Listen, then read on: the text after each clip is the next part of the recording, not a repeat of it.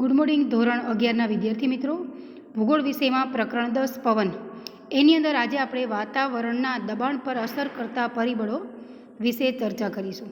એમાં પહેલું ઊંચાઈ છે, બીજું તાપમાન છે અને ત્રીજું છે ભેજ. હવે પૃથ્વી સપાટીના વિવિધ ભાગ પર વાતાવરણનું દબાણ જુદું જુદું હોય છે કે આખી પૃથ્વી સપાટી પર એક સરખું વાતાવરણનું દબાણ નથી હોતું, હવાનું દબાણ એક સરખું નથી હોતું, દરેક જગ્યાએ જુદું જુદું જોવા મળે છે. આ વાતાવરણના દબાણમાં જે અસમાનતા છે એના વિતરણ માટે ઊંચાઈ, તાપમાન, ભેજ અથવા બાષ્પ વગેરે પરિબળો જવાબદાર છે. કે આ જે વાતાવરણનું દબાણ છે એનું અસમાન વિતરણ થયું છે તેનું કારણ શું છે? તો એનું કારણ છે ઊંચાઈ, તાપમાન, ભેજ, જે વાતાવરણના દબાણ પર અસર કરતા પરિબળો છે. તો પહેલું જોઈએ કે ઊંચાઈ. પૃથ્વી સપાટીથી અનેક કિમી ઊંચાઈ કે ખૂબ જ અનેક કિમી ઊંચાઈ સુધી હવાના થર કે હવાના સ્તર તો ક્યાં સુધી ઊંચે સુધી આવેલા છે. અને આ જે પૃથ્વી ઉપર જે ગુરુત્વાકર્ષણ બળ લાગે છે, આપણે કાલે જ વાત કરી હતી, એ ગુરુત્વાકર્ષણ બળને લીધે હવાના દરેક થર તેની નીચેના થર ઉપર દબાણ કરે છે. હવાનું એક પછી એક થર છે કે પૃથ્વી સપાટીથી અનેક કિમી ઊંચાઈ સુધી હવા વિસ્તરાયેલી છે અને એનું એક પછી એક થર છે.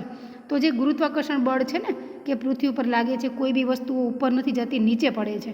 તો જે એક પછી એક થર છે, ઉપરનું થર છે એ નીચે દબાણ કરે છે, નીચેના થરને દબાણ કરે છે.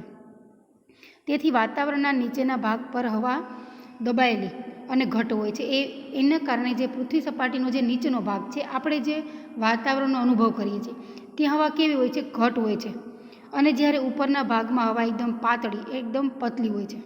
કેમ કે ઉપરથી દબાણ કરે છે એટલે નીચે ઘણી બધી હવા દબાઈ જાય છે, એટલે ઘાટી હવા થઈ જાય છે.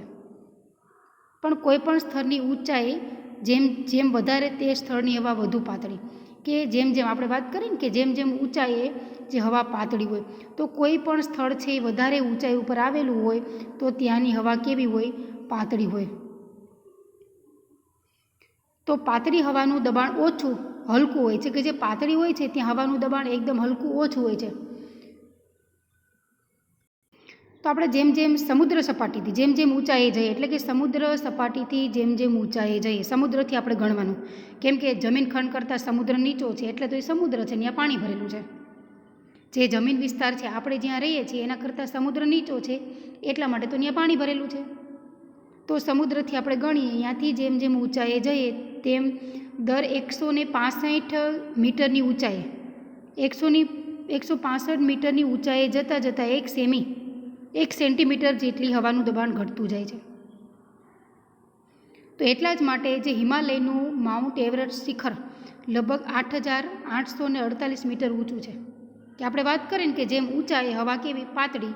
તો જ્યાં આ માઉન્ટ એવરેસ્ટ શિખર છે ત્યાં હવા કેવી? એકદમ પાતળી છે અને હવાનું દબાણ કેવું છે? હલકું છે. તેથી જેમ જેમ ઊંચાઈએ જઈએ તેમ તેમ હવા પાતળી હોય છે એટલે હવાનું દબાણ ઊંચાઈએ ઓછું હોય છે અને નીચે હવાનું દબાણ વધારે હોય છે, હવા ઘટ હોય છે અને એના કારણે નીચેની સપાટી ઉપર હવાનું દબાણ વધારે લાગે છે. એના કારણે ઘણીવાર ચક્રવાત થાય છે, વરસાદ થાય છે હવાના દબાણને કારણે, કે સમુદ્ર ઉપર હવાનું લો પ્રેશર હોય તો એના કારણે આપણે ખબર જ છે કે એના કારણે વરસાદ, વાવાઝોડું આવવાની શક્યતા રહે.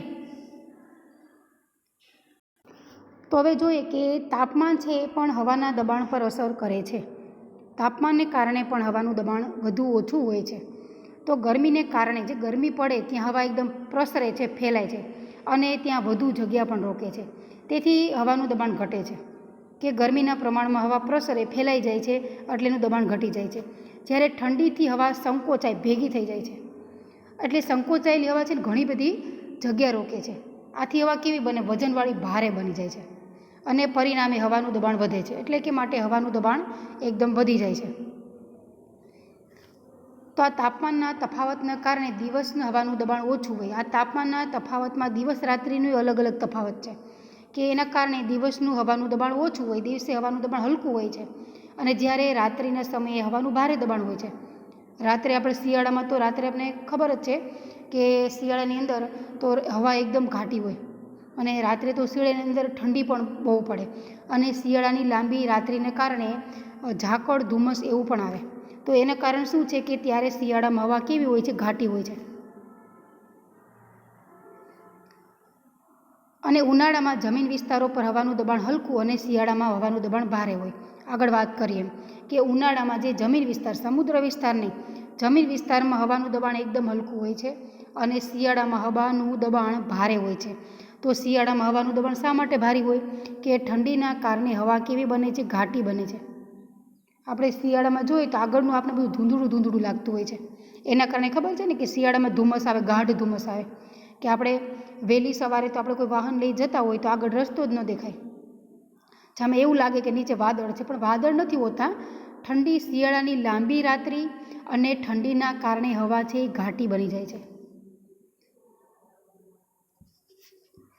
તો એવી જ રીતે આપણે જોઈએ કે વિષુવવૃત્ત પ્રદેશોમાં તાપમાન ઊંચું હોવાથી, આપણે અગાઉ વાત કરી હતી, વિષુવવૃત્ત પ્રદેશ કેવો છે? ગરમ પ્રદેશ છે. તો ત્યાં તાપમાન ઊંચું હોવાથી હવાનું દબાણ હલકું હોય છે અને એની સામે ધ્રુવ પ્રદેશો પર જે તાપમાન ઘણું નીચું હોય છે, ઠંડીનું પ્રમાણ ધ્રુવ પ્રદેશો પર ખૂબ વધારે હોય છે, એટલા માટે ત્યાં હવાનું દબાણ ભારે જોવા મળે છે. તો આવી જ રીતે જે તાપમાન છે એ હવાના દબાણ ઉપર અસર કરતું પરિબળ છે. હવે આપણે છેલ્લું છે ભેજ. ભેજ અથવા બાષ્પ. આપણે કહી શકીએ હવા કરતાં ભેજ છે હલકો હોય છે. હવા કરતાં જે હવાની અંદર રહેલો ભેજ એ ખૂબ હલકો હોય છે. આપણે ખબર જ છે ને કે જ્યારે સૂર્યના કિરણો પડે સમુદ્ર ઉપર ત્યારે પાણી ગરમ થાય અને ત્યારે બાષ્પીભવનની ક્રિયા થાય, એનાથી બાષ્પ બને. તેથી જો હવામાં ભેજનું પ્રમાણ વધે તો હવાનું દબાણ ઘટે. જો હવામાં ભેજનું પ્રમાણ વધી જાય તો હવાનું દબાણ કેવું થઈ જાય? ઘટી જાય. જ્યારે હવામાં ભેજનું પ્રમાણ ઘટે તો હવા ભારે બને અને એનું દબાણ વધે. જો ભેજ ઘટે તો હવાનું દબાણ વધી જાય અને જ્યારે ભેજ વધારે હવાની અંદર ભેજ હોય, વધારે ભેજનું પ્રમાણ વધે તો હવાનું દબાણ કેવું થઈ જાય? ઘટી જાય. તો આ ભેજ કઈ રીતે હવામાં છે કેમ ખબર પડે? તો આપણને ખબર જ છે હવાની અંદર ભેજ હોય તો આપણે કોઈ બી વસ્તુ, આપણે કોઈ જે પાપડ તળેલા હોય કે કોઈ બી વસ્તુ હોય તો પોચી પડી જાય. મમરા છે તો એ શું થાય? પોચા પડી જાય. તો એનું કારણ શું છે? કે હવામાં ભેજ છે. પછી નિમકની અંદર પાણી થઈ જાય તો એ શું છે? હવાની અંદર ભેજ છે. પછી જ્યારે ચોમાસાની અંદર કપડાનું સુકાય તો શું છે? એ હવામાં ભેજ છે. અને આ ભેજનું પ્રમાણ વધે તો જ વરસાદ થાય. હવાની અંદર ભેજ ન હોય તો વરસાદ બિલકુલ ન થાય. તો ભેજનું પ્રમાણ વધે તો હવા કેવી બની જાય? હવાનું દબાણ ઘટી જાય અને વરસાદ આવવા લાગે. અને જ્યારે વાવાઝોડું થવાનું હોય ત્યારે સૌથી પહેલાં કેવું? હવાનું દબાણ ખૂબ વધારે હોય, એકદમ પ્રેશર હોય. પછી એમાંથી ભેજ છૂટો પડે અને એમાંથી પછી વરસાદ થાય, ચક્રવાત થાય, પવનની ગતિ વધે. તો આવી બધી વસ્તુઓ થાય. ચોમાસામાં હવામાં ભેજ વધુ હોય છે. આપણે ખબર જ છે કે ચોમાસામાં હવાની અંદર ભેજનું પ્રમાણ વધારે હોય છે ને આ મહાસાગરો પરની હવામાં ભેજ વધુ હોય છે. મહાસાગરો પરની હવા છે એમાં ભેજ ખૂબ વધારે હોય છે. તેથી જમીન પ્રદેશો કરતાં અહીં હવાનું દબાણ હલકું હોય છે. તેથી મહાસાગરો ઉપર હવાનું દબાણ ઘણીવાર હલકું પણ હોય છે અને જે જમીન પ્રદેશો ઉપર હવાનું દબાણ વધારે હોય છે. વિષુવવૃત્તના વિસ્તારો પર હવા ખૂબ જ ભેજવાળી હોવાથી અહીં હવાનું હલકું દબાણ રચાય છે. કે વિષુવવૃત્ત પ્રદેશ આપણે કેવો છે? કે વિષુવવૃત્ત પ્રદેશ ગરમ છે. ગરમ છે એટલે ત્યાં હવા કેવી હોય છે? પાતળી હોય છે, હલકી હવા હોય છે. અને વિષુવવૃત્ત પ્રદેશ ઉપર વરસાદ પણ ખૂબ વધારે થાય છે. કારણ કે એક તડકો પડે, તડકાના કારણે શું થાય?